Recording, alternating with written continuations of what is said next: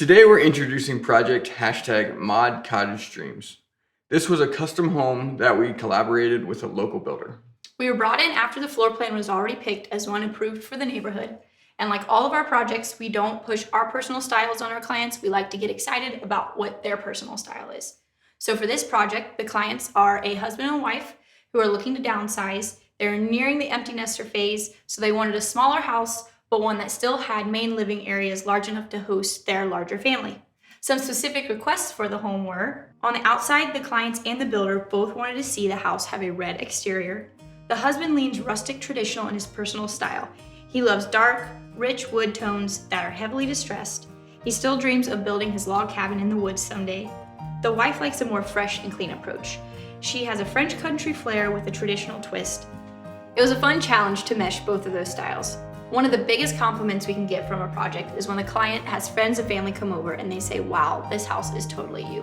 And that has happened on multiple occasions with clients Mod Cottage Dreams. That's our ultimate goal. We want to make your home reflect you. On to the design. As I mentioned, the clients wanted a red home, so we selected a bold red color and visually weighed it down with a deep navy, almost black brick, and then carried the eye around with the thick white trim accents. We love how cute this home turned out.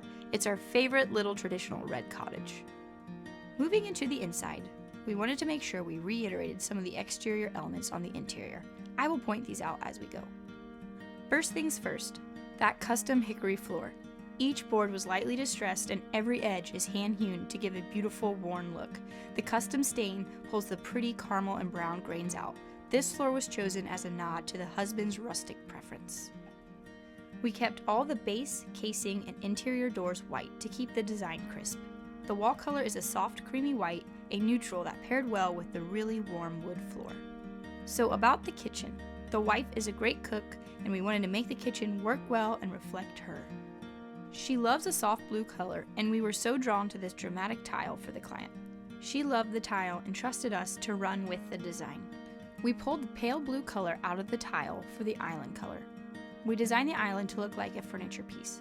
I wanted to bring in an antique feel and try to replicate a furniture piece you might find in a French country cottage. I'm so in love with the creamy beige color we chose for the rest of the cabinets. The straight shaker style cabinet front really helped bridge the gap between traditional and relevant. We wanted to connect the eye to the floor and break up the bold tile pattern and did so with the floating shelves. I also want to note that we dadoed out the shelves to lay in strip lighting that gives a perfect evening ambiance light in this space. We also wanted to create a pantry door that was unique, so we custom designed this door to look like an antique, again pulling from our French country inspiration. I love the wood detail and the leaded glass combination. This door is beautiful. To ground the design, we brought in black accents. I love the matte black bin poles we selected for the cabinet hardware. Those island pendants will forever be a favorite of mine. Lastly, take notice to the subtle curve in the front of the black hood. As icing on the cake and to keep the design white and fresh, we installed this beautiful subtle cream and white quartz countertop. Moving on into the master bathroom, we loved this soft robin egg blue color for the vanity. It paired so well with chrome accents, so that guided our hardware and fixture choices for the rest of the bathroom. To keep the design masculine for the husband, we brought in the concrete-looking ceramic tile. We were really excited to apply this as a chair rail. To balance the room, we wanted the floor and wall color to match, so we chose a subtle cream ceramic tile with a beautiful linen texture. Again, as a nod back to the husband's masculine preferences, we used rocks as the shower floor to give that rustic outdoor cabin feel. I just love the calm and serene vibe this bathroom has. A great space to rewind in for sure. Into the laundry room. This laundry room has to be one of the most cheerful laundry rooms we have designed, partially because it has a huge wall of windows. Those windows are at the front of the house, close to the front door. You can see very clearly into this room, and so as I mentioned earlier, we wanted to make sure the inside pulled some of the same elements as the outside. This is why we decided to go with navy as a subtle accent. We kept the room light and bright with white cabinets, but warmed it up with the pretty brass hardware selections. The wife loves to sew, and our goal was to create a bright and peaceful room right in front of the big windows for her to enjoy her hobby and have space to feel inspired in. On the exterior, we had some pretty arched windows and a barrel-vaulted porch ceiling. We wanted to reiterate that curved shape in the front door.